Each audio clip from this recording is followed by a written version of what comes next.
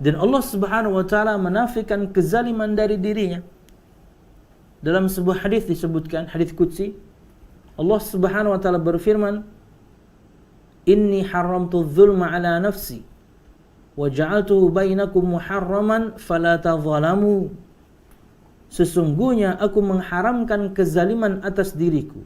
Artinya aku tidak berbuat zalim. Di sini kita dapatkan satu faedah, Allah Subhanahu wa taala menafikan satu sifat dari dirinya. Allah menafikan sifat zalim dari dirinya. Maka prinsip akidah Ahlus Sunnah wal Jamaah berkaitan dengan ketika Allah Subhanahu wa taala menafikan satu sifat dari dirinya, maka kita harus menetapkan sifat yang sebaliknya. Ketika Allah Subhanahu wa taala menafikan sifat zalim dari dirinya, maka kita harus menetapkan bahwasanya Allah Subhanahu wa taala memiliki sifat adil. Ini prinsip akidah Ahlus Sunnah wal Jamaah dalam memahami asma dan sifat. Kemudian kata Allah Subhanahu wa taala, "Wa ja'altuhu muharraman wa ja'altuhu bainakum muharraman fala tadzalamu." Dan aku jadikan untuk kalian juga, yakni kezaliman, keharaman. Zalim itu haram. Maka janganlah kalian saling menzalimi satu sama lain. Meletakkan sesuatu bukan pada tempatnya. Zalim bisa kepada diri sendiri, bisa kepada orang lain, bahkan bisa kepada Allah dan Rasulnya. Ketika seorang berbuat syirik, itu zalim kepada Allah. Ketika seorang kemudian beribadah tidak sesuai dengan ajaran Nabi Muhammad, zalim kepada Nabi Muhammad sallallahu alaihi wasallam.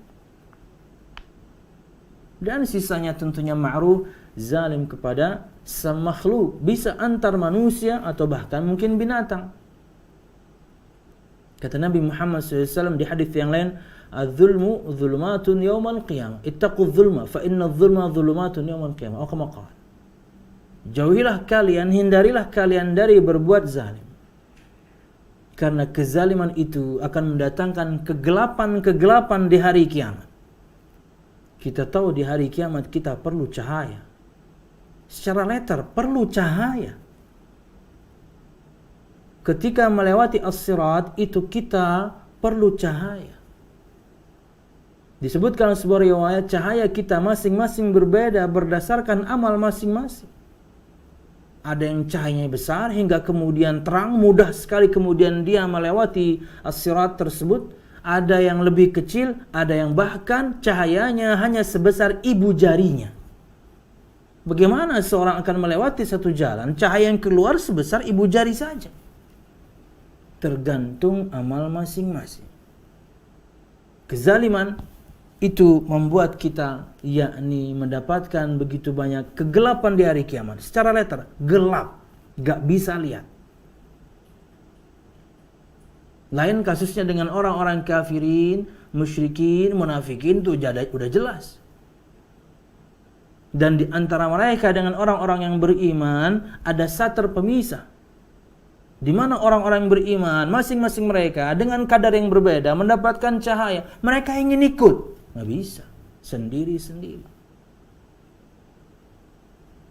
Maka jangan pernah menzalimi satu sama lain. Belum lagi kemudian nanti, ketika seorang melewati as-sirat, kemudian seorang telah sampai di Arasat, ujungnya as-sirat, tidak ada tempat setelahnya kecuali surga Allah Subhanahu wa taala.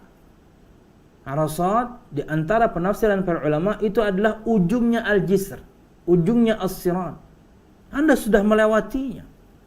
Anda sudah hampir mencapai ujungnya. Tidak ada setelah itu tempat kecuali surga Allah Subhanahu wa taala. Tak taunya ditegakkan qisas. Tentu ada khilaf dalam perkara ini. Dan di antara para ulama menyebutkan bahwasanya qisas ditegakkan di sini antar sesama anak Adam.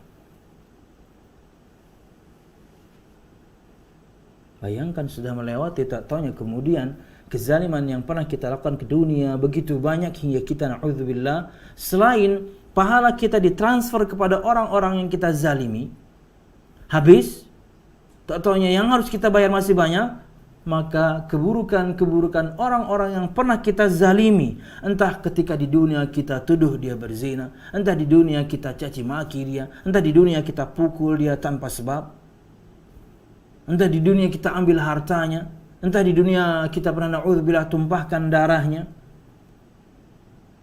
Banyak yang harus kita bayar. 1-2 orang saja mungkin kebaikan kita habis. Apa kemudian yang bisa kita bayarkan? Maka kata Nabi Muhammad SAW, turihat min khotayahum. Dari keburukan-keburukan orang-orang yang kita zalimi, diberikan kepada kita. Faturiha alaihi thumma turiha finnar. Kemudian dia dilemparkan di atau ke api neraka Allah Subhanahu wa taala. Menyedihkan. Kenapa? Karena zalim. Kata Nabi Muhammad SAW, man kanat indahu madlamatun li akhihi min irdin aw min syai'in falyatahallalhu minhu al-yawm qabla an la yakuna dinarun wala dirhamun. Atau kama qala sallallahu alaihi wasallam. Barang siapa yang memiliki satu kezaliman kepada saudaranya, apapun itu, entah berkaitan dengan kehormatan atau yang lainnya. Kenapa Nabi Muhammad sebutkan kehormatan? Karena paling banyak di sini terjadi kezaliman.